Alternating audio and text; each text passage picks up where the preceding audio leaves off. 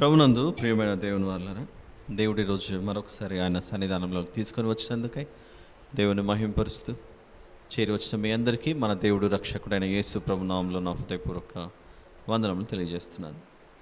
ప్రార్థన చేసుకుని వాక్య ధ్యానంలోనికి ప్రవేశిద్దాం. ప్రార్థన. మహాపరిశుద్ధుడైన మా ప్రియ పరలోకపు తండ్రి, మీకే స్తోత్రములు నాయన. నేటి దినపు సందేశం కొరకు మమ్మల్ని సిద్ధపరిచి నడిపించమని ప్రార్థిస్తున్నాను తండ్రి. వాక్యం కొరకు ఆశతో ఎదురు చూస్తున్న మీ బిడ్డల హృదయాలను తృప్తిపరచమని వేడుకొంచున్నాను నా ప్రభువా. మీ సేవకునిగా మీ పరిచర్యలో భాగంగా మీ బిడ్డల మధ్యలో నిలవబెట్టారు. మీ ఉద్దేశాలను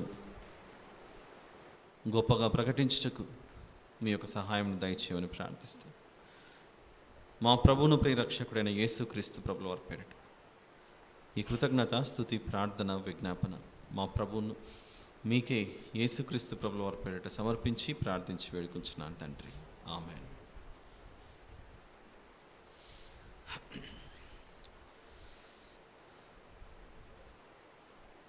ఈరోజు కాస్త ఆలస్యమైంది. ముందుగానే మీ అందరికీ నేను తెలియజేశాను. ఈ 40 రోజుల కార్యక్రమంలో ప్రతిరోజు ఈ ట్రాఫిక్లో ఆఫీస్ నుండి బయలుదేరి రావాల్సిన పరిస్థితులు ఉంటాయి. కొన్నిసార్లు ఆఫీస్లో లేట్ అవ్వచ్చు, మరి కొన్నిసార్లు ట్రాఫిక్లో లేట్ అవ్వచ్చు. ఈరోజు రెండూ జరిగాయి. ఏమీ చేయలేని పరిస్థితిలో ఈ విధంగా ఆలస్యంగా రావటం జరిగింది. ఎందుకు ఈ విషయాలు చెప్పాలంటే, నేను ఆలస్యంగా వచ్చానని రేపు మీరు మళ్ళీ ఆలస్యం రావడం ప్రారంభం చేస్తారు. అది అలవాటు, అది అయిపోతుంటుంది అలా. కాబట్టి దీన్ని ఎవరు కూడా అపార్థం చేసుకోకండి. మీరందరూ పెద్దవారు, పరిస్థితులు సిటీలో ఉన్నాం కనుక అర్థం చేసుకోగలరని ఈ విషయాలను మీకు ముందుంచడం జరుగుతుంది. ఈరోజు మార్కు సువార్త 4వ అధ్యాయం 26 నుంచి 29 వరకు మనము వాక్యధ్యానంగా చదువుకున్నారని నేను భావిస్తున్నాను, నేను రాకమునుపై.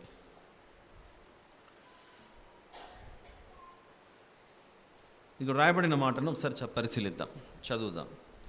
మరియు ఆయన, ఒక మనుష్యుడు భూమిలో విత్తనము చల్లి రాత్రింబగళ్ళు నిద్రపోవచ్చు, మేల్కొనుచునుండగా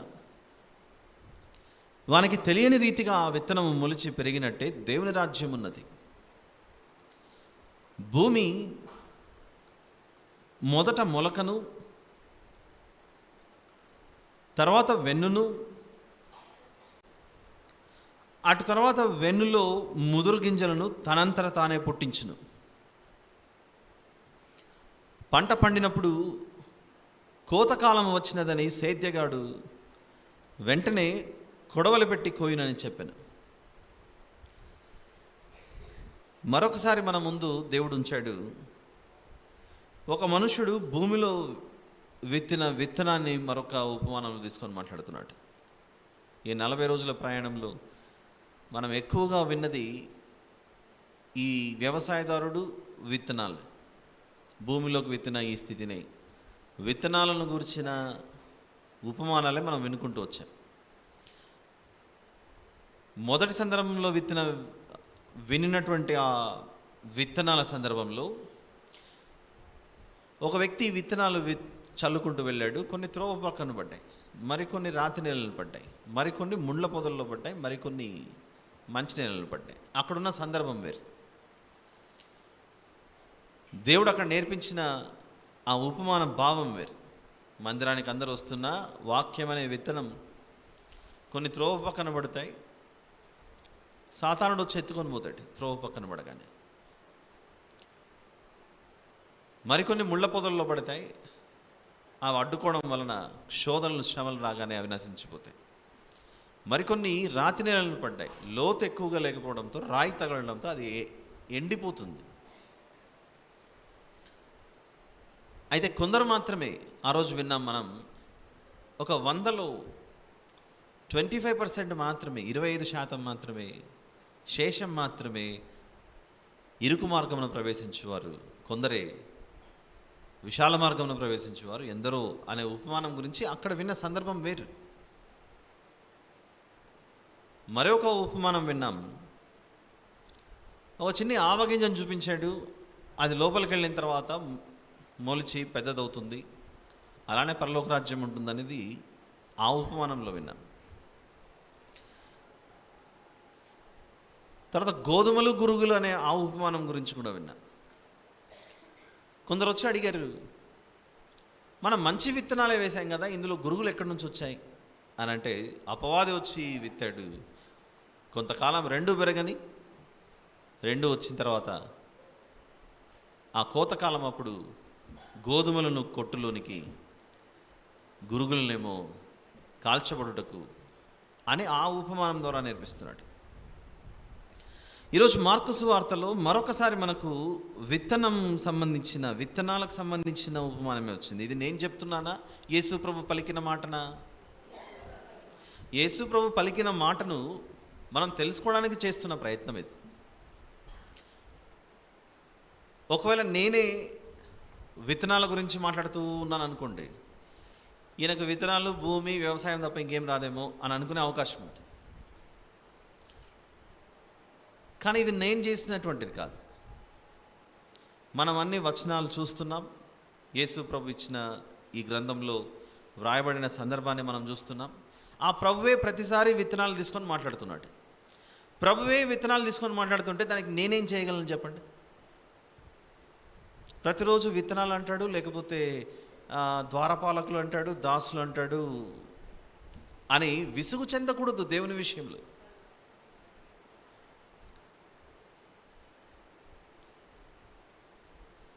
విసుగు చెందక మనం పాడుకుంటాంగా, బంగారం అడగలేదు, వజ్రాలు అడగలేదు, హృదయాన్ని అడిగాడు. ఎందుకు అడిగాడు? నీ హృదయంలో వాక్యం ఉంచాలి. వాక్యం అంటే ఏంటి? ఆ వాక్యం విత్తనం. మత్తయి సువార్త 13వ అధ్యాయంలో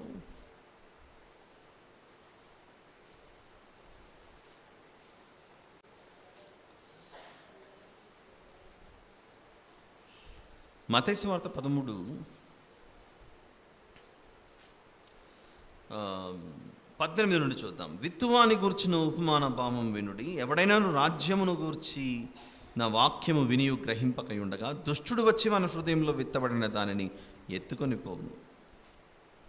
త్రోవ ప్రక్కను విత్తబడినవాడు వీడే. రాతి నేలను విత్తబడినవాడు వాక్యము విని వెంటనే సంతోషంతో దానిని అంగీకరించేవాడు. కాబట్టి విత్తనం అంటే దేని గురించి మాట్లాడుతున్నాడు ఆయన? వాక్యం అంటే దేవుని మాటలు. దేవుడు మనుషులకు తెలియచేసిన విషయాలు. ఆ వాక్యమే రూపం దాల్చింది, శరీరధారిగా మన మధ్యలో నివసించాడు యేసు ప్రభు. ఆదియందు వాక్యం ఉండెను, ఆ వాక్యము దేవుని యొద్ద ఉండెను, ఆ వాక్యమే దేవుడై ఉండెను అనే విషయాలు యోహాను సువార్త 1వ అధ్యాయం 1వ వచనంలో మనం చూస్తాం. అక్కడ చూద్దామా సందర్భం ఒకసారి. ఆదియందు వాక్యం ఉండెను, వాక్యము దేవుని యొద్ద ఉండెను, వాక్యము దేవుడై ఉండెను, ఆయన ఆదియందు దేవుని యొద్ద ఉండెను, సమస్తమును ఆయన మూలంగా కలిగెను, కలిగి ఉన్నవేవి ఆయన లేకుండా కలగలేదు. అందుచేత వాక్యం అనేది ఇప్పుడు 2024వ సంవత్సరంలో మనం ప్రకటిస్తున్నామే, మనం వింటున్నాం కదా, ఇది మాత్రమే వాక్యము అని అనుకుంటే పొరపాటు. ఆదికాండం నుండి ఏ మనుషుల ద్వారా దేవుడు తన విషయాలను బయలుపరుచుకుంటూ వచ్చాడో అదంతయు దేవుని వాక్యమే. మోషే గారు ప్రకటించినది మాత్రమే వాక్యము. అంతకు మునుపు హనోకు గారు ప్రకటించినది వాక్యం కాదు అనడానికి మనకు అవకాశం లేదు. హనోకు గారు ప్రకటించింది వాక్యమే, నోవహు గారు ప్రకటించింది వాక్యమే, లోతు గారు సొదొమ గొమొర్రా ప్రజల మధ్య ఇంత పాపం చేయకుడి, ఇంత ఘాతుకం కట్టుకోకనడి అని చెప్పిండు కూడా వాక్యమే. యోసేపు గారు జీవించిన ఆ భక్తి జీవితం ఏదైతే ఉందో, తన జీవన శైలి కూడా దేవుని గురించిన విషయాలు తెలియచేయడానికి క్రియారూపకంగా తెలియజేసినటువంటిదే ఆనాటి ఒక అద్భుతమైన సందేశం. అది ఏలియా గారు చెప్పిన మాటలు వాక్యం కాదు, ఎలీషా గారు చెప్పిన వాక్యం కాదు అని అంటే నో, వారందరూ కూడా ప్రకటించినది దేవుని వాక్యమే. ఇప్పుడు మార్కు సువార్త 26 వద్దకు వద్దాం. మన వాక్య ధ్యానం అదే. ఈరోజు మనం చదువుకున్నది 26 నుంచి 29 వరకు 4 వచనాలు. ఈ ఉపమానంలో ఉన్న అద్భుతమైన సందేశం ఏమిటో జాగ్రత్తగా చూద్దాం. మరియు ఆయన, ఒక మనుష్యుడు భూమిలో విత్తనము చల్లి రాత్రింబగళ్ళు నిద్రపోవచ్చు, మేల్కొనుచు నుండగా వానికి తెలియని రీతిగా ఆ విత్తనము మొలిచినట్లే ఆ విత్తనము మొలిచి పెరిగినట్లే దేవుని రాజ్యం ఉన్నది అని దేవుని రాజ్యమును గురించి తెలియచేయటానికి దేవుడు మరీ ఒక్కసారి విత్తనాన్ని తీసుకొని విత్తాడండి, బాగానే ఉంది. విత్తిన వ్యక్తి మాత్రము నిద్రపోచున్నాడు, మేల్కొనుచున్నాడు. రాత్రింబగళ్ళు నిద్రపోవచ్చు, మేల్కొనచ్చు. ఎందుకంటే రాత్రి అయితే నిద్రపోతున్నాడు, పగలయ్యేసరికి మేల్కొంటున్నాడు. అదే కదా కష్టం అంటే. మనం కూడా పగలంతా కష్టపడతాం, రాత్రి నిద్రపోతాం, మళ్ళీ తిరిగి ఉదయాన్నే లేచి యథావిధిగా మన పనుల్లో ఉంటాం. కొందరికి మొక్కలంటే చాలా పిచ్చి, చాలా ఆసక్తి. చిన్ని స్థలం కొంచెం ఉన్నా కూడా ఏదో ఒక పూల మొక్కను తెచ్చుకొని దాన్ని పెట్టుకొని దానికి గింజలేసి కొంచెం నీళ్లు చల్లి ఇవన్నీ చేస్తుంటారు. మొక్కల మీద ఆసక్తి ఉన్నవారు, మొక్కల మీద ఆసక్తి ఉన్నవారు కొందరు. మరికొందరు ఆ మొక్కల్లో నుంచి వచ్చే వాటిని తీసుకొని ఉపయోగించుకునేవారు కొందరు. దాని మీద ఆసక్తి. మొక్క ఏమైపోయినా పర్లేదు, అవి మాత్రం నాకుంటే చాలు. విత్తడం మాత్రం మనం చేస్తాం. భూమిలోకి వెళ్ళిన తర్వాత ఏ వ్యక్తి కూడా ఇది మొలుస్తోందో లేదా కొంచెం మళ్ళీ తవ్వి చూద్దామని చేయరు. ఒకవేళ నిజంగానే ఆ పని చేశారనుకోండి, ఏమయ్యే అవకాశం ఉంటుంది? ఒకడు మామిడి చెట్టు కొరకు లోపల గింజేసాడట. దాన్ని ఏమంటారు? టెంక అనొచ్చా? మామిడి ఏమంటారు? మామిడి టెంక, పింక, okay, seed, mango seed, okay. బయటేమో అన్ని మామిడి చెట్లు చాలా పెద్దగా కనపడుతున్నాయి. ఈ మనిషి ఎవరైతే విత్తారో ఆ మామిడి గింజను, ఇది చాలా పెద్దదవుతుంది కదా చెట్టు అని విత్తిన తర్వాత అది చిన్న మొలకైతే వచ్చింది. ఆ మొలకొచ్చినటువంటి ఆ మామిడి మొక్కను పక్కన ముందుగానే ఎదిగి పెద్ద మ్రాన్ అయిపోయినటువంటి ఆ చెట్టును చూస్తూ, నేను నాటింది ఎందుకో అంత పెద్దగా కనపడట్లేదు, అంత పెద్దగా ఇది అవుతుందో లేదో చెక్ చేద్దామని మళ్ళీ దాన్ని చేత్తో పట్టుకొని ఇలా పైకి లాగాడు. అలా పైకి లాగానే ఆ మొక్కను మళ్ళీ తిరిగి లోపల పెట్టిన అది బ్రతికే అవకాశం ఉంటుందా చెప్పండి? అంత పెద్దగా కనబడుతోంది, ఇది ఎందుకో పెరగట్లేదు. దాన్ని నాటి కూడా, ఆ విత్తనాన్ని లోపలేసి కూడా కనీసం 10 రోజులు, 15 రోజులు, 20 రోజులు అయింది. కొంచెం వచ్చింది, ఒక 2 ఆకులు వచ్చాయి, 4 ఆకులు వచ్చాయి. మా పక్కింటి వాళ్ళ ఇంట్లో చెట్టేమో అంత పెద్దదయింది, నేను నాటింది మాత్రం ఏమాత్రం రావట్లేదని చెప్పి తొందరపడి చెట్టును అనగా ఆ మొక్కను లాగేశాడు బయటికి. లాగిన తర్వాత అన్నీ కనపడ్డాయి లోపల. వేర్లు, ఆ గింజ ఇతను నాటిండేది పగిలి లోపలంతా ఏదో మార్పు జరుగుతుంది చూశాడు. అమ్మ, ఇదేదో అవుతుంది లోపల అని మళ్ళీ అది ఎక్కడి నుంచి లాగాడో అక్కడి నుంచి ఆ గుంత తీసి మళ్ళీ పెట్టాడు లోపల. మళ్ళీ పెట్టాడు, నీళ్లు పోస్తున్నాడు, మళ్ళీ పెట్టాడు, నీళ్లు పోస్తున్నాడు. ఇంకా ఆ మొక్క తిరిగి మిగిలిన చెట్ల వల్లే, మామిడి చెట్ల వల్లే అది చాలా పెద్ద వృక్షమయ్యే అవకాశం ఉంటుందా? చచ్చిపోతుందా చెప్పండి? అది ఖచ్చితంగా చచ్చిపోవాల్సిందే. ఎందుకంటే దేవుడు దీని ద్వారా నేర్పిస్తున్నది, నువ్వు నీళ్లు వేయడం వరకే, లేదా విత్తనం లోపల పెట్టడం వరకే నీ బాధ్యత. విత్తనము విత్తడం వరకే నీ బాధ్యత. మహా అంటే దాన్ని తడి చేయడానికి నీళ్లు పోయడం వరకే నీ బాధ్యత. లోపలేం జరుగుతోందో అది నీకు సంబంధం లేదు. విత్తనం నువ్వు విత్తావుగా, ఇంక వెళ్ళి పడుకో. నీళ్ళు వేసావుగా, ఇక వెళ్ళి పడుకో. మళ్ళీ మెలకు వచ్చిందా ఉదయం, మళ్ళీ వెళ్ళి విత్తనాలే.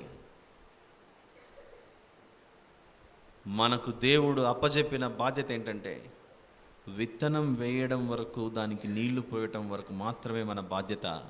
దాని లోపల ఎలాంటి మార్పు జరుగుతుందో, చిన్ని మొలక పచ్చనిదిగా కనపడడానికి దానికంటే ఎక్కువగా లోపల, భూమి లోపల అది వేర్లు ఎక్కువగా లోపలికి పోతుంటుంది.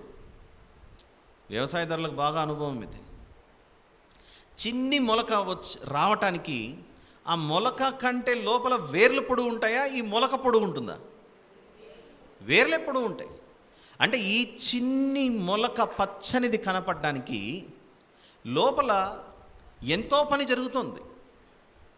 గట్టి నేలను ఈ చిన్ని వేరు అలా పొడుచుకుంటూ లోపల మనకు మాత్రం బయటికి ఆ మట్టి నేలనే కనబడుతూ ఉంటుంది. మనకు మాత్రం మట్టి నేల కనబడుతుంటుంది. లోపల మాత్రం పని జరుగుతుంది, లోపల కార్యం జరుగుతుంది. అలా లోపల పని జరుగుతూ ఉన్నప్పుడు జరుగుతున్న పనిని నువ్వు తొందరపడి, ఆవేశపడి ఆ మొలకను అలా లాగేస్తే మాత్రము మొత్తం పనంతా వ్యర్థమైపోతుంది. ఈ బాధ ఎవరికి అర్థమవుతుందంటే, ఏదో ఇంటి దగ్గర ఒక చిన్న మొక్క వేసిన వారికి ఎవరికి అర్థమవ్వదు, కానీ పూర్తిగా వ్యవసాయం మీద ఆధారపడిన వారు, ఉన్నట్లుండి తుఫాను, పెద్ద పెద్ద వర్షము, గాలి అన్నీ వచ్చి వారు వేసిన పంట మొత్తం అలా వేర్లతో సహా బయటకు వచ్చేసింది అనుకోండి. అందుకే సమాజంలో, దేశాలలో రైతుల ఆత్మహత్యలు అనేవి జరుగుతున్నాయి అనేది వార్తల్లో వస్తాయి. ఎందుకు రైతులు అలా చచ్చిపోవడానికి గల కారణం ఏంటి? వారు వేసిన పంట చేతికి రాకపోవడంతో నశించిపోతుంది. ఆ బాధ తట్టుకోలేకపోతున్నాడు. అంటే ఒక మొక్క చచ్చిపోతే ఎంత నష్టమో, ఒక పొలంలో ఉన్నటువంటి ఆ మొక్కలన్నీ చచ్చిపోతే ఇంకా తీవ్రమైన నష్టం ఎలానో ప్రతి ఒక్కరికి ఆ అవగాహన ఉండాలి. నేను దీన్ని డిస్టర్బ్ చేయకూడదు, డిస్టర్బ్ చేస్తే మొత్తం పాడైపోతుందని. అది చిన్ని ఆ పచ్చని మొలక కనపడ్డానికి లోపల ఎన్నో వేర్లు ఇలా సాగుతూ మొత్తం చుట్టూ ఆ వేర్లు అలా స్ప్రెడ్ అయిపోతుంటాయి. లోపలంత పని జరుగుతున్నప్పుడు నువ్వు దాన్ని పట్టుకొని లాగి దాన్ని ఊపి ఎట్లంటే అట్లా చేసి బయటికి లాక్కూడదు. లోపల ఎవరు పని చేస్తున్నారు? అది కొరింథీయులకు రాసిన మొదటి పత్రికలో దీని గురించి పౌలు గారు మాట్లాడుతూ 6వ వచనంలో, నేను నాటి తిని, కొరింథీయులకు రాసిన మొదటి పత్రిక 3వ అధ్యాయం 6వ వచనం, కొరింథీయులకు రాసిన మొదటి పత్రిక 3వ అధ్యాయం 6వ వచనంలో, నేను నాటి తిని, అపొల్లో నీళ్లు పోసెను, వృద్ధి కలుగజేసిన వాడు దేవుడే అనే మాటను చూడండి. వృద్ధి కలుగజేసేది ఎవరట? దేవుడు. వృద్ధి కలుగజేసేది దేవుడైతే, వృద్ధి కలుగ చేయాలన్న తలంపు దేవునికి ఉన్నప్పుడు, ఈ విత్తనం లోపలికి వెళ్తే దానిలో వృద్ధి రావటానికి ఎవరు పని చేస్తున్నట్లు? విత్తనం వేసేటప్పుడు వేస్తున్న వ్యక్తి పనిచేస్తున్నాడు. మనం చదువుకున్న మాటను బట్టి ఏం జరుగుతుంది ఇక్కడ? కొరింథీయులకు రాసిన మొదటి పత్రిక 3, నేను నాటి తిని అంటే ఏంటిది? పౌలు గారు పనిచేశారు, విత్తనం వేశాడు. మరొకరు నీళ్లు పోసారు, ఆయన కూడా పనిచేశాడు. నాటిన వ్యక్తి పనిచేస్తున్నాడు, నీళ్లు పోసిన వ్యక్తి పనిచేస్తున్నాడు. ఇంకా ఎవరికి విడిచిపెట్టాలి? వృద్ధి కలుగజేసే వ్యక్తికి పనిని వదిలిపెట్టేసేయాలి. ఇది నా పని కాదు, ఇది నీ పని ప్రభువా. వృద్ధి కలుగ చేయడం నీ పని కాబట్టి నీ పనిలో నేను చెయ్యి పెట్టకూడదు. నీ పనిలో నేను చెయ్యి పెట్టి నీ యొక్క ఉద్దేశాలను, నీ తలంపులను నేను పాడు చేయకూడదు. వృద్ధి కలుగ చేసే దేవుడే. దీన్ని మనసులో పెట్టుకొని యెషయి ముద్దున చిగురు పుట్టెను అనే మాట మనకు తెలుసుగా. చిగురు, ఒక మొద్దుకు చిగురు అలా వస్తుంది అని అంటే ఆ చిగురు దేనికి కనెక్ట్ అయి ఉంది? మొద్దుకు కనెక్ట్ అయి ఉంది. అదంతా లోపల ఆ చిన్న చిగురు రావటానికి ఎవరో కొట్టేశారు, పెద్ద చెట్టును కొట్టేశారు, పెద్ద మాను నరికివేయబడింది. కానీ మొద్దు మాత్రం అలా మిగిలింది. చాలా కాలం తర్వాత ఒక చిన్ని పచ్చని చిగురు అలా బయటకు వచ్చింది. అంటే ఆ చిన్ని చిగురు రావడానికి లోపల, భూమి లోపల ఏం జరుగుతుంది? వేర్లు అలా ప్రాకుతున్నాయి, ఎక్కడికో ఎక్కడికో ఎక్కడికో అలా ప్రాకుతున్నాయి. నీళ్ళు ఎక్కడుంటే అలా వెతుక్కుంటూ లోపల పెరుగుతున్న వేర్లు విస్తీర్ణం చెందుతూ, వ్యాప్తి చెందుతూ, లోపల అన్ని వేర్లు కష్టపడుతుంటే ఈ వేర్ల యొక్క ఒకే ఒక ఉద్దేశం ఏంటి? కాలము సమీపమైనప్పుడు, కాలము సంపూర్ణమైనప్పుడు ఒకరోజు ఈ చిన్ని చిగురును మేము ఈ మొద్దులో నుంచి బయటికి తీయాలి. మా చేతుల్లో ఏమీ లేదు. ఈ మొద్దు అయితే ఉంది, ఇక్కడ విత్తనం అయితే పడింది, వేర్లైతే లోపల ఉన్నాయి, జరుగుతోంది పని. ఒకరోజు వస్తుంది, అది మొలిచి తీరుతుంది. ఈ మొలిచిన ఈ మొక్క తర్వాత ఏం జరుగుతుందంటే, మార్కు సువార్తలో మనం చూసినది 4వ అధ్యాయంలో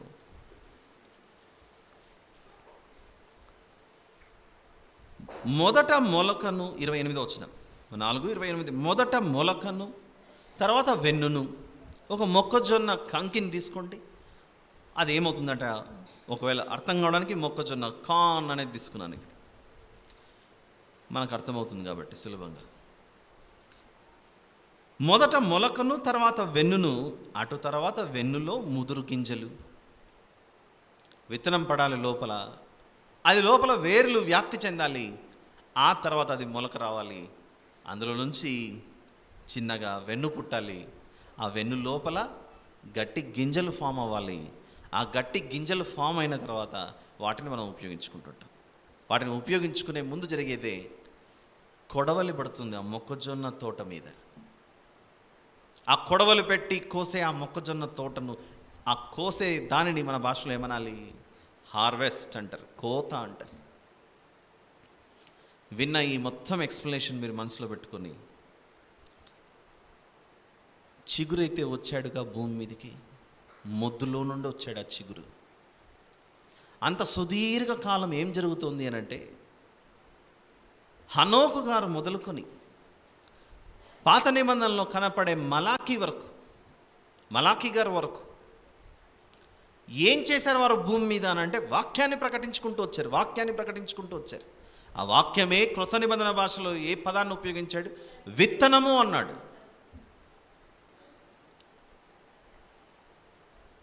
విత్తనము విత్తింది ఆనాటి ప్రవక్తలు.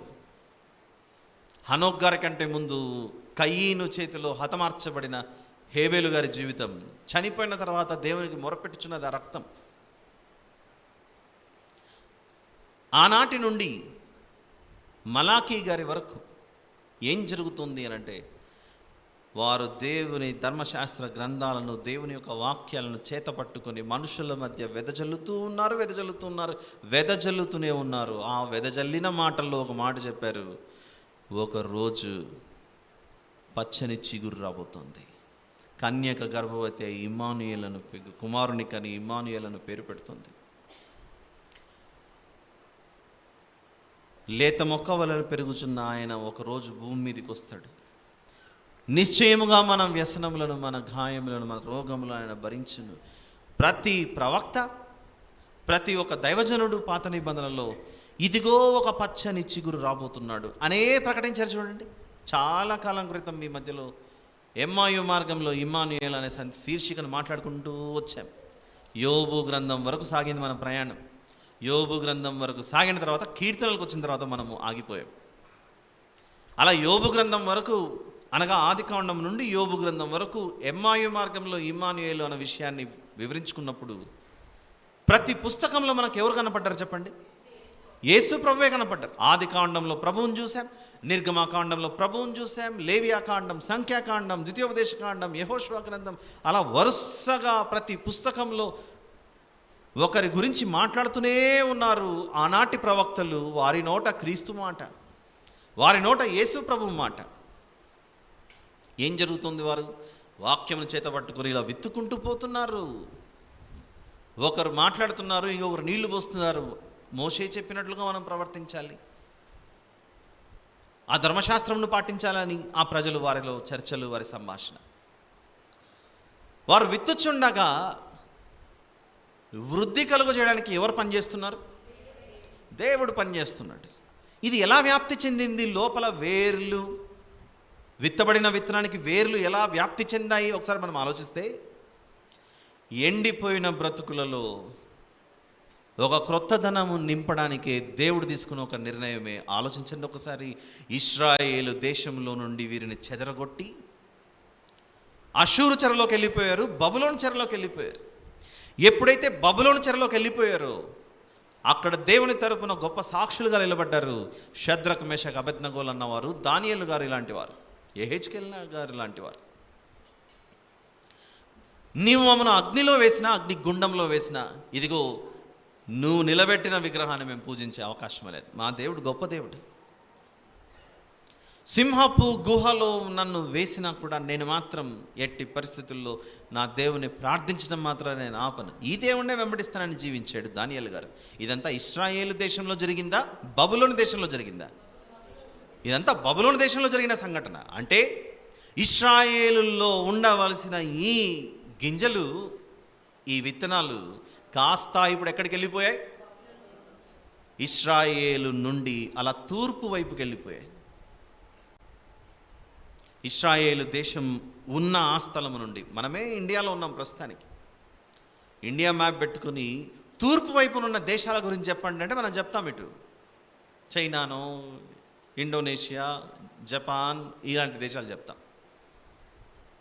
ఇశ్రాయేలు నుంచి తూర్పుకి వెళ్ళిపోయామనుకోండి, ఈ ఇరాన్, ఇరాక్, మన దేశము ఇలాంటివన్నీ ఆసియా దేశాల గురించి చెప్పాలి. ఇప్పుడు వీరు ప్రయాణం చేసింది అలానే వెళ్ళిపోయారు. అలా చెరలోకి వెళ్ళిపోయిన తర్వాత 70 సంవత్సరాల కాలం పాటు వారు ఆ దేశాలలో చెరలో ఉండగా దేవుడు వారి మధ్య గొప్ప కార్యాలు చేయటమే కాకుండా చివరికి వారిని పట్టి బంధించి తీసుకొని వెళ్ళిపోయినటువంటి చక్రవర్తులైన నెబుకద్నెజర్ లాంటి వారు, ఈయనే నిజమైన దేవుడు అనే మాట నెబుకద్నెజరు నోటిలో వస్తున్నట్లు మనం చూడగలం. చూడండి, దానియేలు గ్రంథము 4వ అధ్యాయం 34వ వచనం నుండి. దానియేలు గ్రంథము 4వ అధ్యాయం 34లో, ఆ కాలము గడిచిన పిమ్మట నెబుకద్నెజరును నేను మరలా మానవ బుద్ధి గలవాడనే నా కండ్లు ఆకాశము తట్టు ఎత్తి చిరంజీవియు సర్వోన్నతుడు నాకు దేవుని స్తోత్రము చేసి గణపరిచి స్తుతించి తిని, ఆయన ఆధిపత్యము చిరకాలం వరకు, ఆయన రాజ్యము తరతరములకు నున్నవి, భూనివాసులందరూ ఆయన దృష్టికి ఎన్నికకు రానివారు అని చెప్తూ 36వ వచనంలో, ఆ సమయమందు నా బుద్ధి మరలా నాకు వచ్చెను, రాజ్య సంబంధమకు ప్రభావమును, నా ఘనతయు, నా తేజస్సును నాకు కలిగెను అని చెప్పిన తర్వాత 37వ వచనంలో, ఈలాగు నెబుకద్నెజరును నేను పరలోకపు రాజు యొక్క కార్యములనియు సత్యములను ఆయన మార్గములు న్యాయములునై ఉన్నవనియు గర్వముతో నటించు వారిని ఆయన అనపశక్తుడనియు ఆయనను స్తుతించుచు కొనియాడుచు గణపరచుచున్నానని అన్యుడైన నెబుకద్నెజరు ఏ దేవుని గురించి మాట్లాడుతున్నాడు చూడండి. ఏం జరుగుతోంది ఇక్కడ? ఇశ్రాయేలులో మొదట వాక్యమును విత్తనం పడింది. వాక్యమును యాకోబుకు తెలియజేసిన వాడని అని యాకోబుకు వాక్యం ఇచ్చాడు. యాకోబు ఇశ్రాయేలు. వాక్యమేంటి? దేవుని విత్తనం. ఇశ్రాయేలులో అది పడితే బబులోన్లో ఉన్న నెబుకద్నెజరు మన దేవుని గురించి మాట్లాడటం ఏంటి? దేవుని యొక్క రాజ్యం ఇశ్రాయేలులో పడిన తర్వాత అక్కడి నుంచి అలా అది వ్యాప్తి చెందుతూ దేవుని చేత వృద్ధి జరుగుతోంది. చూడండి, ఆలోచించండి. అలా తూర్పు దేశంలోనికి వెళ్ళిపోయినటువంటి ఆ సువార్త కాలక్రమేణా ఆ వాక్యము శరీరధారిగా భూమి మీద జన్మింపగానే వెతుక్కుంటూ వచ్చారు తూర్పు దేశము నుండి జ్ఞానులు. ఎక్కడ యూదులకు రాజుగా పుట్టినవాడు ఎక్కడ అని ఎక్కడి నుండి వచ్చారు జ్ఞానులు? ఇశ్రాయేలుతో సంబంధం లేని దేశస్తులు వచ్చారు. ఇశ్రాయేలుతో సంబంధమే లేని దేశస్తులు వచ్చారు. ఎందుకనంటే ఆ విత్తనం అలా వ్యాప్తి చెంది లోపల మహా గొప్ప విస్తీర్ణముతో అది వ్యాప్తి చెందగా ఎక్కడైతే మొదట విత్తనం పడిందో ఆ మొద్దున్న ఆ దేశంలో ఈ చిగురు రావటం జరిగింది. మరి చిగురు వచ్చిన తర్వాత చిగురుతోనే పని అయిపోతుందా? ఆ చిగురు పెద్దగా అవ్వాలి, అది కూడా ఒక పెద్ద మొద్దుగా మారాలి, దానికి కొమ్మలు రావాలి, ఆ కొమ్మలు వచ్చిన తర్వాత దానికి పెద్ద పెద్ద ఆకులు రావాలి, ఫలాలు రావాలి. ఎలాగైతే అది గొప్ప వృక్షంగా మారుతుందో దాని గురించే మార్కు సువార్త 4వ అధ్యాయంలో చెబుతూ, అసలు దేవుని రాజ్యం అంటే మీకు ఏమర్థమవుతుంది ఆలోచించండి అని దేవుడు ఒక విత్తనంతో మనం మాట్లాడుతున్నాడు. మనతో ఏం మాట్లాడుతున్నాడంటే, రాత్రింబగళ్ళు నిద్రపోవచ్చు. ఒకరైతే విత్తనం చల్లారు, ఒక మనుషుడు భూమిలో విత్తనము చల్లి రాత్రింబగళ్ళు నిద్రపోవచ్చు, మేల్కొనుచునుండగా వానికి తెలియని రీతిగా ఆ విత్తనం మొలిచి పెరిగినట్లే దేవుని రాజ్యం ఉన్నది. ఇక్కడ కూర్చున్నాం మనమంతా, ఒకరు ఎక్కడెక్కడో, కొందరు ఆంధ్ర ప్రాంతం ఉండొచ్చు, కొందరు తెలంగాణ ప్రాంతం ఉండొచ్చు, కొందరు రాయలసీమ ప్రాంతం నుండి వచ్చిండొచ్చు, లేదా మరో రాష్ట్రాల నుంచి వచ్చిండొచ్చు. మీ వద్దకు ఈ వాక్యం అనే ఈ విత్తనం మీ ప్రాంతాలకు ఎలా వచ్చింది అని అంటే ఒక్కొక్కరు ఒక విధమైనటువంటి సాక్ష్యాలు చెప్తారు.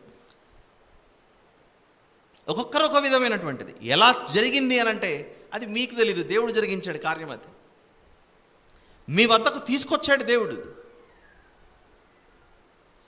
మరి ఎక్కడ పడింది మొదట విత్తనం? ఇశ్రాయేలులో పడింది. ఆ ఇశ్రాయేలులో పడగా ఆ ప్రవక్తలు అక్కడ ఉన్నటువంటి వారు ఒకనాడు ఆయా ప్రాంతాలలో ప్రకటించుకుంటూ వెళ్ళిపోయారు. అలా ప్రకటించుకుంటూ వెళ్ళిపోయిన తర్వాత ప్రభు రానే వచ్చాడు తగిన కాలమందు. ఆ చిగురు పుట్టగా ఆ చిగురులో నుండి ఈరోజు ఎన్నో శాఖోపశాఖలుగా క్రైస్తవ్యం ప్రపంచవ్యాప్తంగా వ్యాప్తి చెందింది. 12 మంది అపోస్తలులైన శిష్యులు, ఆ తర్వాత చివరిగా చేరిన అపోస్తలులైన పౌలు గారు. ఈ 13 మంది అనేక దేశాలలో, అనేక ప్రాంతాలలో వీరు సువార్తను వెదజల్లుతూ సువార్త అను ఆ వాక్యమును విత్తగా వీరు విత్తుకుంటూ వెళ్ళిపోయారు. ఆలోచించండి, మార్కు సువార్త 4లో మనం చూస్తున్న ఉపమానము, ఒక మనుషుడు భూమిలో విత్తాడు, వెళ్ళిపోయాడు. రాత్రింబగళ్ళు నిద్రపోవచ్చు, మేల్కొనొచ్చు. అతనైతే వెళ్ళిపోయాడు. పడిన విత్తనం ఎక్కడ పడిందో అని గమనిస్తున్నాడు దేవుడు. గమనించిన దేవుడు పడిన తర్వాత దానికి వృద్ధి కలుగు చేస్తున్నాడట. వస్తాం మనం ముందుకు. నేను బాప్తిజం తీసుకోవాలనుకుంటున్నానని ఎవరైనా వచ్చి బలవంతం చేశారా? ఎవరైనా వచ్చి మిమ్మల్ని ఒత్తిడి చేశారా? మీరంతటా మీరే కదా దేవుని దగ్గరకు వచ్చి, ప్రభువా నా జీవితాన్ని, నా పాత జీవితాన్ని నేను విడిచిపెట్టాలనుకుంటున్నాను, క్రొత్తదనంతో నేను ప్రారంభించాలనుకుంటున్నాను, క్రొత్తది, నూతనమైనది అనే పదాలు దేనికి? పాతబడిన మొద్దు పాడైపోతే అందులో నుంచి ఒక చిగురు క్రొత్తదిగా మొలిచినట్లుగా నీ హృదయంలో ఆ ఆలోచన ఎవరు కలిగిస్తున్నారు? దేవుని పరిచారకునిగా, సేవకునిగా చేయగలిగేది మేము ఏముంది అని అంటే అక్కడ రాయబడిన మాటలను ఉన్నట్లుగా మీకు చెప్పేసి వెళ్ళిపోవడమే. చెప్పడం వరకే మా బాధ్యత. హృదయములలోనికి దాన్ని పంపించి వెళ్ళిపోవటమే. ఆ తర్వాత అక్కడ లోపల పడిన తర్వాత దానిలో పని, కార్యం ఎవరు చేస్తున్నారు అని అంటే దేవుడు మిమ్మల్ని ఆలోచింపజేస్తున్నాడు. అక్కడ దేవుడు నిన్ను ప్రేరేపిస్తున్నాడు. ఒక్కసారి నువ్వు ఆలోచించవా? వాక్యమైన విత్తనం నీ దగ్గరకు వచ్చింది కదా, నీకే అలవాటు ఉంది కదా, ఒక విత్తనము భూమిలోకి వేసిన తర్వాత ఎప్పుడు మొలుస్తుందా అని ఎదురు చూస్తావు కదా. కొందరికి అలవాటు ఉంటుంది, వారికి నెల నెల వచ్చే జీతంలో కొంచెం తీసి ఏ ఫిక్స్డ్ డిపాజిటో, ఆర్డీనో, చిట్టి కట్టుకోవడమో ఇలాంటివన్నీ చేస్తుంటారు. ప్రతిరోజు లెక్క చూసుకుంటాం, నేను ఇంత కట్టాను కదా, ఇంత వేసాను కదా, ఇంత వేసాను ఫిక్స్డ్ డిపాజిట్లో, లేదా ఇంకో చోట ఇంత వేసాను. ఇదేమైనా కొంచెమన్నా నేను రూపాయి పెడితే కనీసం 10 పైసలన్నా వచ్చిందా? ఆ విధమైన దాని కొరకు ఎదురు చూస్తూ ఉంటాం. చూడండి,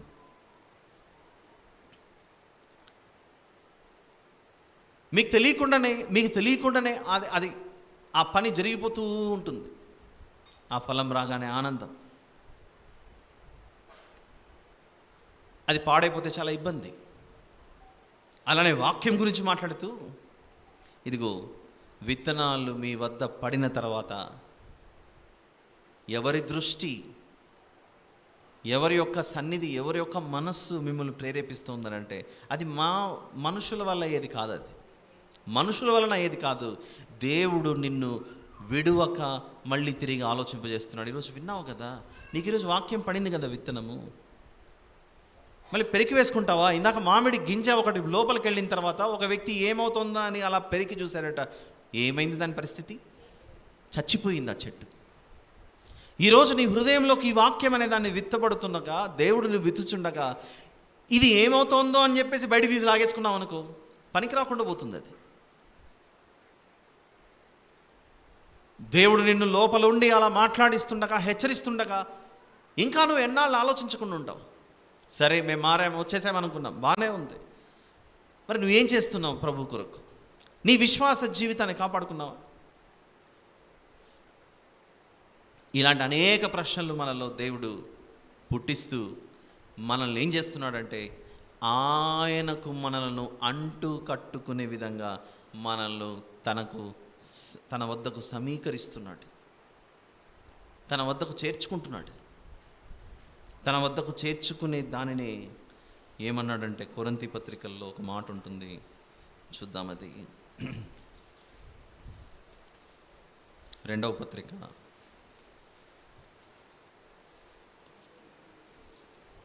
5వ అధ్యాయం. కొరింథీయులకు రాసిన 2వ పత్రిక 5వ అధ్యాయం 20వ వచనంలో, కావున దేవుడు మా ద్వారా వేడుకొనినట్టు మేము క్రీస్తుకు రాయబారులమై దేవునితో సమాధానపడుడని క్రీస్తు పక్షముగా మిమ్మల్ని బతిమాలుకొనుచున్నాం. దేవునితో సమాధానపడండి అని పిలుస్తున్నాడట. దగ్గరకు రండి, ఎన్నాళ్ళు దూరమై ఉంటారు? ఒక కొమ్మ చెట్టుకు అతుక్కొని ఉంటేనే అది పచ్చగా ఉంటుంది. అది నరికివేయబడి దూరం ఉందనుకోండి, ఈ మొద్దు, ఈ చెట్టు అంతా బాగానే ఉంటుంది. ఆ తెగివేయబడినటువంటి ఆ కొమ్మ మాత్రం ఏమైపోతుందంటే ఎండిపోయి ఇంకా దేనికి సిద్ధంగా ఉంటుంది? అది కాల్చబడుటకు సిద్ధంగా ఉంటుంది. జీవమిచ్చేది ఆయనే అయితే, మనుషులందరికీ జీవాత్మనిచ్చేది ఆయనే అయితే, ఈ ఆత్మ ఆయనతో తెగతంపులు చేసుకుంటే నీ ఆత్మ ఏమైపోవాలి? అది కాల్చబడుటకే వెళ్ళాలి. జీవవృక్షము యేసుప్రభువే కదా. ఆ జీవవృక్షం యేసుప్రభు అయితే, ఆలోచించండి ఈ మాటలకు, జీవవృక్షము యేసుప్రభు అయితే ఆ జీవవృక్షానికి నువ్వు అంటుకట్టబడకుండా తెగివేయబడాలనుకుంటే, ఒక చెట్టులో నుండి, మంచి చెట్టులో నుండి దూరం అయిపోవాలని ఒక కొమ్మ అనుకుంటే అది చివరికి దేనికి పనికి వస్తుందంటే అది కట్టెలు పొయ్యిలో పెట్టి కాల్చుకోవడానికో, చలిమంట వేసుకోవడానికో, చివరికి బూడిదవ్వటానికో. లేదంటే మేము ఫర్నిచర్లు చేసుకుంటాము అని మాత్రం అనకండి. ఈ సందర్భం వేరేది. ఫర్నిచర్ చేసుకోవాలన్నా అది ఎండిపోవాల్సిందే, రంపంతో పెట్టి కోయాల్సిందే. కోయబడుటకు, కాల్చబడుటకే అది వెళ్ళిపోతుందే కానీ ఇంకా తిరిగి అది పచ్చగా ఉండడానికి సాధ్యపడదు. అది ద్రాక్షావల్లిని నేను, తీగలు మీరు అని మనల్ని అన్నాడు.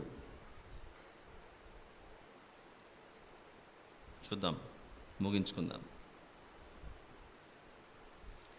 ఆనాటి అపోస్తలులు వీరందరూ వేసిన విత్తనమే ఈరోజు ఇంతగా వ్యాప్తి చెంది దేవుని రాజ్యం ఏమైంది?